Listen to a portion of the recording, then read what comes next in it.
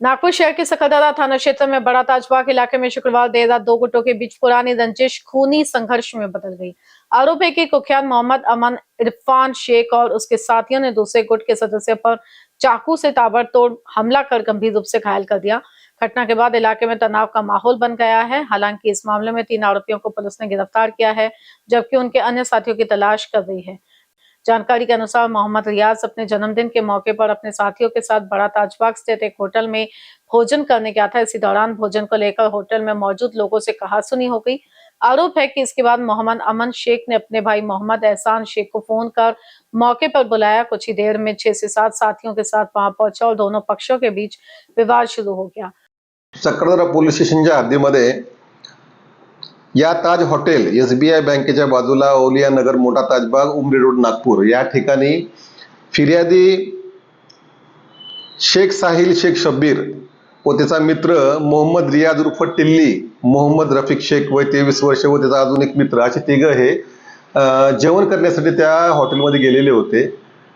त्या हॉटेलमध्ये ते जेवणाचं त्यांनी ऑर्डर दिल्यानंतर पार्सलची वाट पाहताना किंवा जेवणाची वाट बघत असताना यातील आरोपी मोहम्मद अमन इरफान शेख, मोहम्मद एहसान मोहम्मद इरफान, रमजान नावाचा इसम, राज नावाचा मुलगा आणि फरीस निजामुद्दीन कादरी व मोहम्मद फैजान याचे 2 अनोळखी असे साथीदार यांनी यातील जो जखमी आहे मोहम्मद रियाज उर्फ टिल्ली याने 2025 मध्ये मोहम्मद फैजानला जीवेठार मारण्याचा प्रयत्न केला।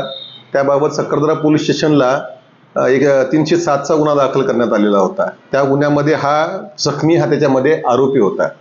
तर त्या जुन्या भांडणाच्या याच्यावरनं की बाबा यांनी आपल्यावर वार केला होता म्हणून मोहम्मद अमन व या इतर आरोपितांनी यांनी आपसा संगनमत करून हॉटेलमध्येच मोहम्मद अमन या आरोपीने त्याच्याकडल्या चाकूने मोहम्मद रियाज उर्फ टिल्ली याच्यावर 4 ते 5 चाकूने वार केले। त्यात तो जखमी झालेला आहे आणि तो सध्याला मेडिकल कॉलेज आजनी या ठिकाणी उपचार घेत आहे। त्याच्यावर उपचार सुरू आहेत। सदरच्या घटनेबाबत ही घटना ही दिनांक 1/8/2026 रोजी रात्रीला 12:05 वाजता या ताज हॉटेल मोठा ताजबाग या ठिकाणी घडलेली होती।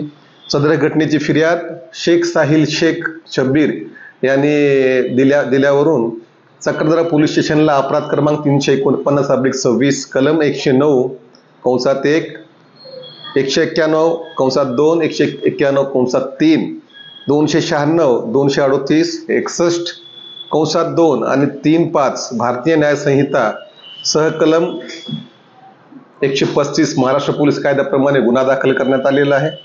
या गुन्हा PSI चेतन सिंग राजपूत यांनी दाखल करून गुन्ह्यामधील मोहम्मद एहसान मोहम्मद इरफान, मोहम्मद फैजान मोहम्मद इरफान व फारिस निजामुद्दीन कादरी या 3 आरोपींना अटक केलेली आहे। यामधील आरोपी फारिस निजामुद्दीन कादरी यांनी ज्यावेळेस घटनास्थळावरील जे रक्त होते ते त्यांनी पुसल्याने त्यांनी गुन्ह्याचा पुरावा नष्ट केला, अपराधात सहाय्य केलं म्हणून ह्याच्यामध्ये तो आरोपी झालेला आहे। एकंदरीत आतापर्यंत गुन्ह्यामध्ये 3 आरोपी अटक असून उर्वरित आरोपीचा आम्ही शोध घेत आहोत व गुन्ह्याचा तपास चालू आहे। अटक आरोपीमध्ये फारिस निजामुद्दीन कादरी याच्यावर यापूर्वीचे काहीतरी 5 गुन्हे दाखल आहेत वेगवेगळ्या पोलीस स्टेशनला। तसेच मोहम्मद एहसान मोहम्मद इरफान याच्यावर एक मारामारीचा गुन्हा दाखल आहे, हा करंटचा एक गुन्हा दाखल आहे आणि फैजानवर पण त्याचं प्रिव्हियस एक रेकॉर्ड आहे वाटते।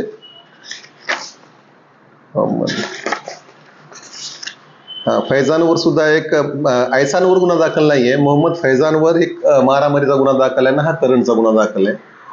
तर एकंदरीत या दाखल गुन्ह्यात आरोपी अटक असून या गुन्ह्याचा तपास सध्या आम्ही पोलीस निरीक्षक मनोज पवार करीत आहोत। गुन्ह्यामधील उर्वरित आरोपी आम्ही त्यांचा शोध घेऊन त्यांना अटक करीत आहोत।